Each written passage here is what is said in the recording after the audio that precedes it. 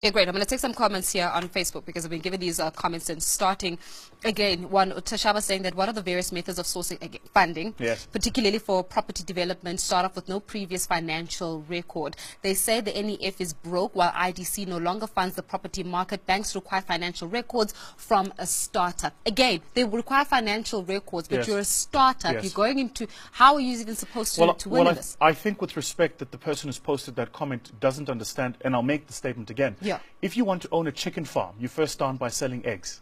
If he wants to be a property developer, he should probably start by getting properties that are available, renting them out, generating a financial track record, generating cash flows, proving he can run a business, learning mistakes, owning 3, 4, maybe 5 flats. Then he can build an apartment building with 60 flats. Yeah. So we have to get the thinking, and I have to say this, we have to get the thinking of black people right.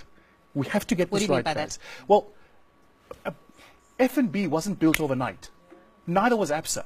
So how do you think you're going to build a large business which employs thousands of people overnight and someone must give you capital? It doesn't work that way. Probably the single worst thing we did in this country's psyche when we did BEE transactions is we took people that had no money, gave them access to 26% of companies built over hundreds of years and created instant wealth.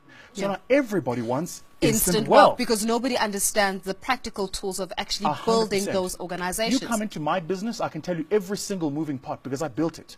I can tell you the IT, the infrastructure, the operations, the HR, the marketing, the finance, the working capital cycles. Yeah. I built it. Nobody came and it was just there. I built it from scratch. And it's important for, especially, and I'm passionate about saying this to black people specifically, we have to start where we are. We have to start where we are and build with the small steps. Okay, great. So we've spoken about how perhaps the redundancy of our business plans. Sure. We've looked at how we need to start changing our mindset. So now I'm going to ask you the question of where do I start? Be practical with me, okay? So let's use the person that has got a property company, for example. We've got property there. You want to get into the property market. You don't have capital. You are a startup. How do I start? My business plan is redundant, as you mentioned. My mindset is clearly messed up a little bit. How do I start and how do I get this formula right? With your permission, let me use a different example. Yeah. Yesterday, we got an approach from a young lady who was looking to raise 5 million rand to buy a chicken farm.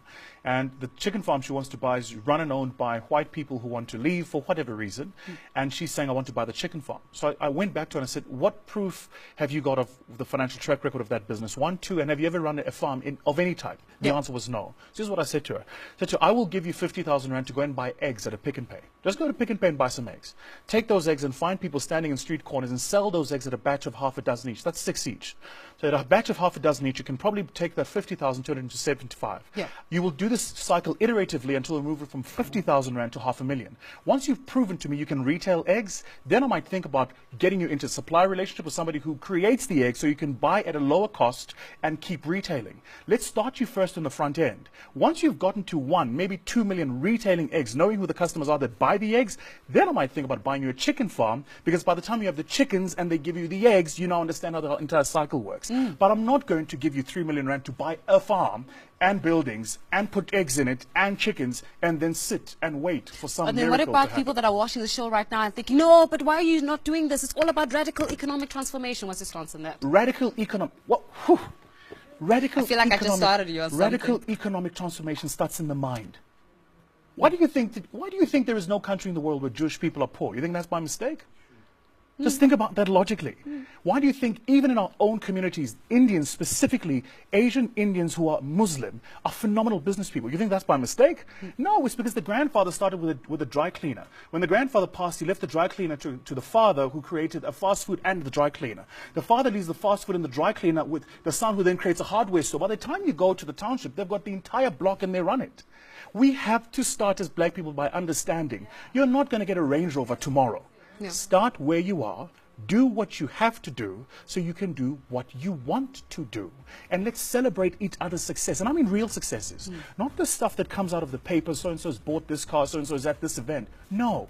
If you're at a JNB event, your odds are you're not an entrepreneur. A real entrepreneur doesn't have time to be at those events. Yeah, people are clapping right now in the studio. No, There's actually clapping that is happening in the studio. Because a real entrepreneur, I get invited all the time, I'm on the VIP list all the time. I'm never there because I'm trading, I'm running a business, I've got things to do, right?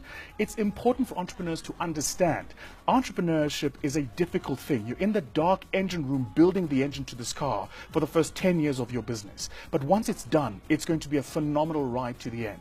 Real economic transformation for Tena Njengabantu Abamnyama is starting things we own and owning the things we say we own, not being seen to own. It is about time, I think, we need to talk about the perception of success versus the reality of it. If you're driving a 200,000 Rand car and you bought it cash, and I rock up in a 4 million Rand car that I owe, who's wealthy? Me. Thank you. Thank you so much for joining us this morning.